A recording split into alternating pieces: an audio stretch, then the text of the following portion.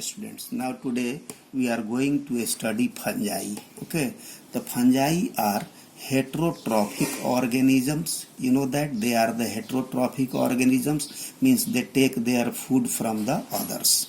They are saprophytes because they take food from dead decaying materials. Some are parasites also that live in the body of other plants and animals and derive their food from that host body. Likewise, some also live as the symbionts. For example, lichen. Lichen is the association of algae and fungi. So, likewise, the mycorrhiza, this is the association of fungi and the roots of higher plants like the pinus. So, fungi found in either in the form of saprophytes or in the form of parasites or in the form of symbionts. The body of fungi consists of body mainly except yeast.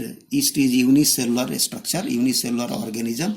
Except yeast, the body of fungi is filamentous and consists of many long slender thread like structure that is called the hyphae, and the group of hyphae or network of hyphae is called the mycelium. The body of fungi is the made up of mycelium. Yeah, you can say that the thallus body, means there is no differentiation of root, stem and leaves. So now we will talk that this hyphae may be aseptate or may be septate. So if the hyphae is a continuous tube-like structure having the continuous cytoplasm, many nuclei are present in the cytoplasm.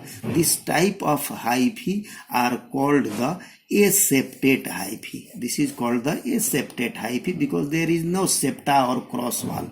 So these are multinucleated cytoplasm. This is also called the sinocytic hyphae.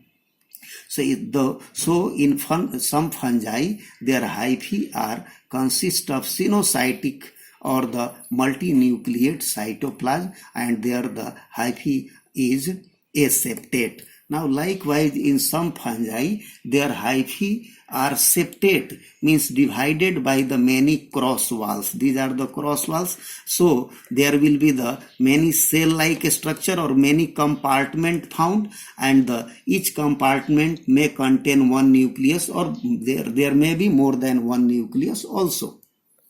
So beside this, the cytoplasm contain oil droplets.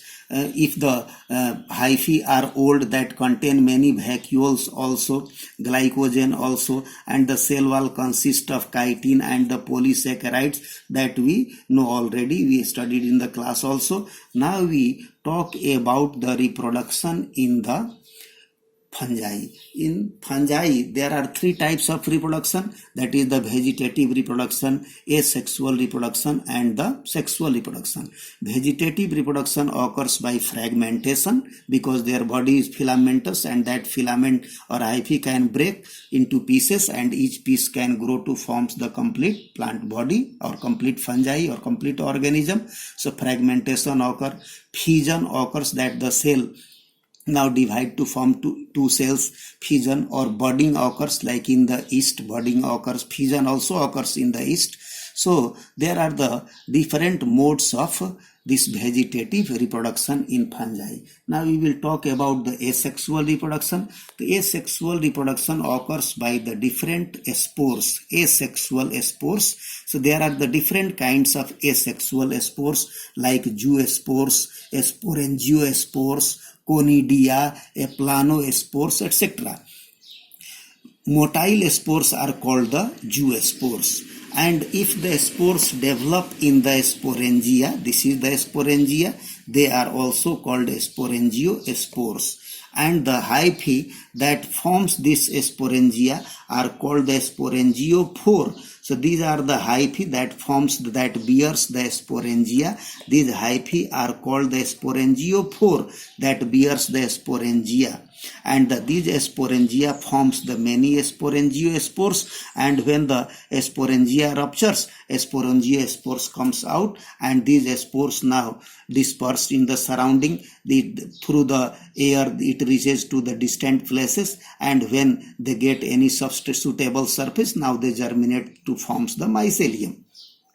So in some fungi, there is the sporangiospores or zoospores develop, and by these motile zoospore or a planospore, that is called the non-motile spore.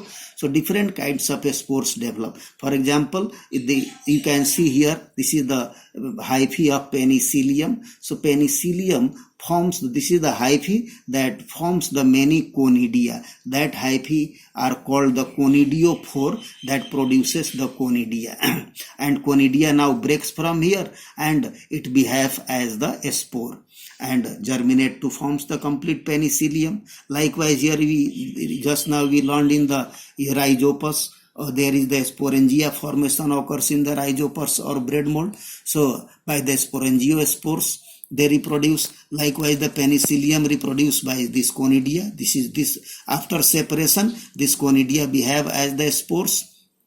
So now here you can see that the formation of these sporangiospores are endogenous, means endogenously produced, where this is the conidia formation is exogenous, that exogenously produced, means the spores may be produced inside the sexual reproductive structure or may be produced outside. So these are the structure. Now we will talk about the sexual reproduction in fungi. In sexual reproduction occurs by the different types of sexual spores like oospores, zygospores, ascospores, basidiospores, etc. In some fungi there is the now one thing you should know, that the gamete produced in the structure are called the gametangia. For example, spores produced in sporangia, likewise gamete produced in the gametangia. So in some fungi, now you can see that in the Rhizopus sexual reproduction also occurs, and during sexual reproduction this is the two hyphae of opposite mating types comes closer and forms the gametangia, and both gametangia fuse together to forms the zygote or zygospore. This is the zygospore. After that, the zygospores now germinate to forms the Rhizopus. So in sexual reproduction, this is called the gametangial fusion. Yeah, gametangial copulation means whole reproductive structure, sexual reproductive structure fuse together. So gametangial fusion or gametangial conjugation also occurs. So, and the gametes that produced in fungi may be isogamous, means they are morphologically similar, yeah, of similar size, may be anisogamous of the different size, may be oogamous. In oogamous type of the gametes, there will be one motile and another one will be a non-motile, one will be a small, another will be the large.